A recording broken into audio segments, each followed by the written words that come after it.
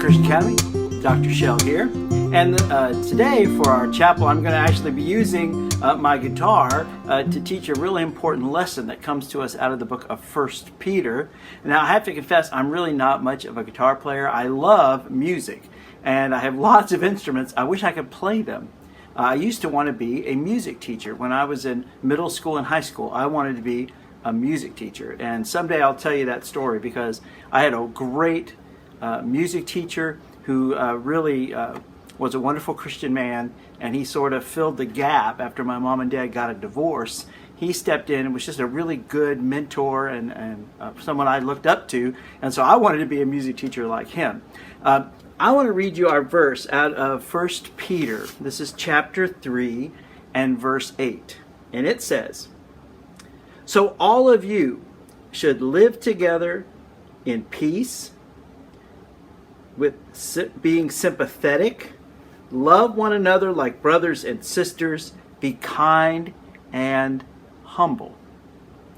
Now there's a word in there, sympathetic, that's really interesting, and that's why I brought my guitar here today.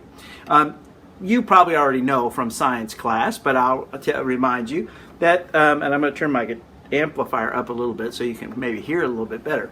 So the way a guitar works, or any instrument that has a string, is that it vibrates. You pluck it, or if you have a bow, you draw the bow across it, and that rubs against it and causes vibration.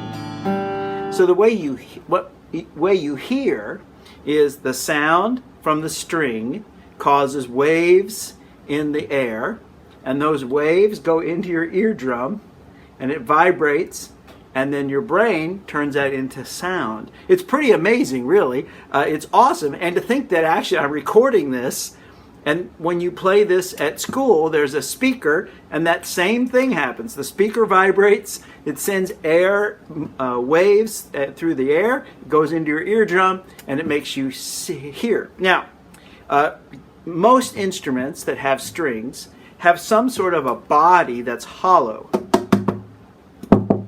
So the guitar body is hollow. A violin, a cello, they have big, even a piano, has big empty spaces behind it to help. It's called resonate. So that little string vibrates and it echoes inside this big chamber. And when it comes out here, it's louder. And then you can hook it up to an amplifier, and that's what I've done. You can't see it, it's down here. But that's make it a little bit louder so you can hear. So you pluck a string, and it makes sound. And if you know, and I don't really, but if you put your fingers in the right place, it makes little chords. Ah, it's lovely. And if I knew what I was doing, I would play a little song. But here's what I want to talk about today. There's a really weird thing that happens if I'm going to pluck a string on the guitar, and I'm going to turn it up just a little bit. If I pluck a string on the guitar, and then I'm going to stop it with my finger. I'm going to pluck it, and then stop it, okay? But I want you to listen really carefully what happens when I stop it, okay? I'm going to pluck this string here. Did you hear that? When I stopped the string, there was still sound. I'm going to do it again. I'm going to pluck this string, and I want you to listen, and then I'm going to stop another string. Watch. So I'm going to pluck this string, stop it, and I'm going to, look at that. Pluck that one, stop it. There's still sound. Stop it. If I do it over here, it does the same thing. But now sound's coming from these two strings.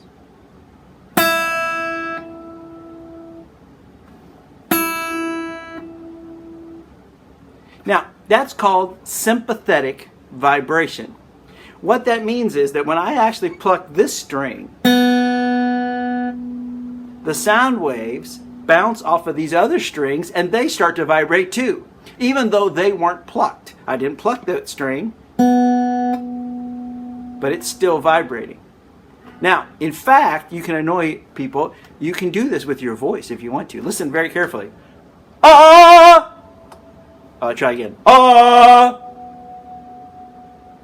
Did you hear that the strings are vibrating? Just because of my voice, I made a sound, and the strings all got vibrating, and then I had to stop them. Now, this is called sympathetic vibration. And our word that First Peter says, he says, now, I want you all to live in peace with each other, sympathetic. And sympathetic means to feel other people. You know, when your friends are in pain and when they're hurting, it should vibrate to us and we should feel sad too.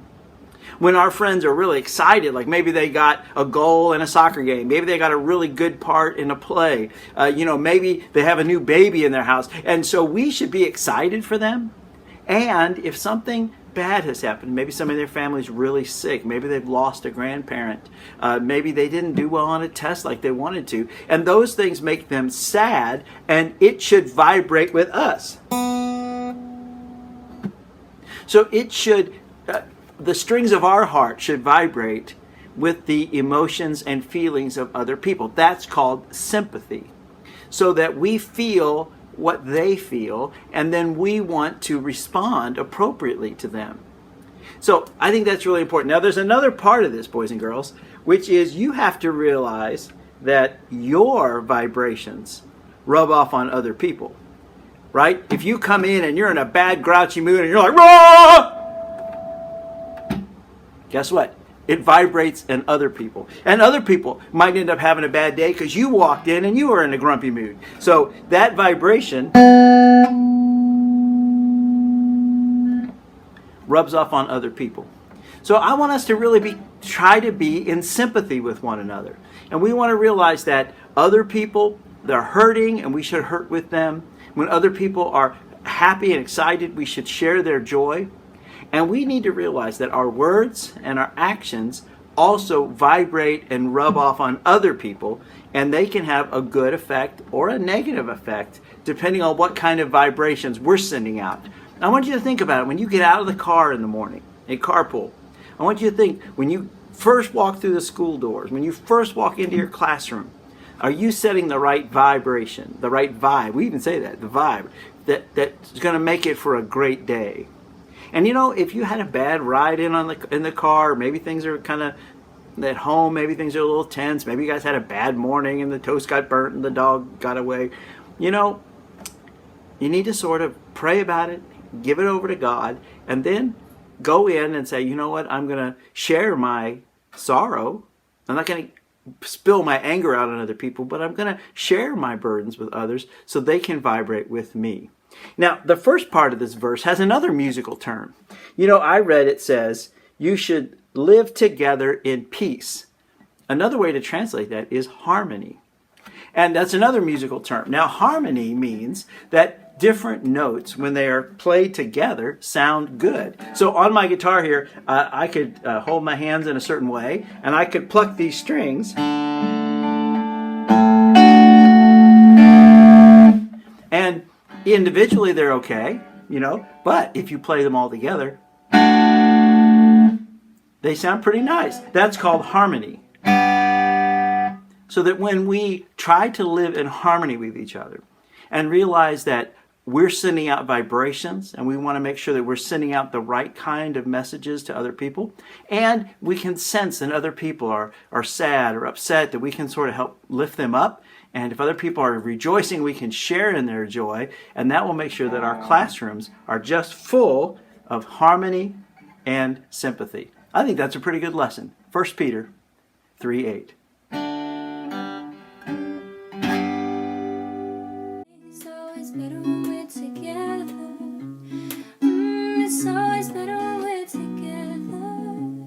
Yeah, we'll look at them stars when we're together.